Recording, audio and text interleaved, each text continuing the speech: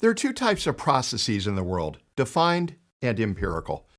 In a defined process, someone can write down all of the steps to achieve some output, and then the process can be executed repeatedly to achieve the exact same goal.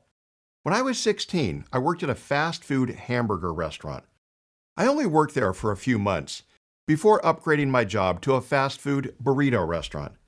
But I can still perfectly remember everything I was taught about making burgers there. Our burgers were cooked on a conveyor belt that moved the burgers through a flame broiler.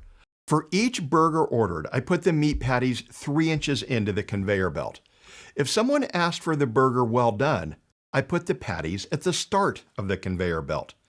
Every burger got 2 leaves of lettuce, 2 slices of tomato, 3 pickles, and 3 onion slices. No more, no less. If a customer asked for extra onion, I was instructed to add 5 onion slices, not 3. Light onions meant 1 slice. This well-defined process allowed the restaurant to take anyone, including pimple-faced teenagers like me, and turn us into chefs. Well, not exactly chefs, but my burgers came out of that flame broiler and tasted just as good as those from a cook who'd been there 10 years. This is the epitome of a defined process.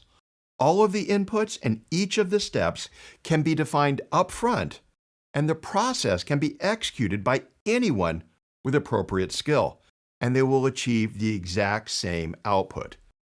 A defined process is good for something repeatable, like making burgers. But some things are much more complex. That's where an empirical process comes into play. An empirical process is built on the idea of inspecting and adapting. We look at how something is going and make changes. As an example, I was on a plane recently and we encountered some pretty nasty weather. Rather than sticking to some predefined flight plan, our pilot inspected and adapted. He flew a little more south than the normal route for that flight, and he announced that he was moving to a higher altitude. By making these adjustments, our pilot got us to the destination and did it in a way that was safer and more comfortable for everyone. My father-in-law was a pilot for one of the big airlines. He used to tell me that for a 2-hour flight, an hour and 50 minutes of that flight, his job was no more difficult than being a bus driver. But his 40 years of flying experience were extremely helpful during the other 10 minutes. During that time, he needed to inspect and adapt. What type of process is better for software development or product development in general? An empirical one. No one can write down all of the steps to build a product, give those steps to various teams, and expect to get the exact same results.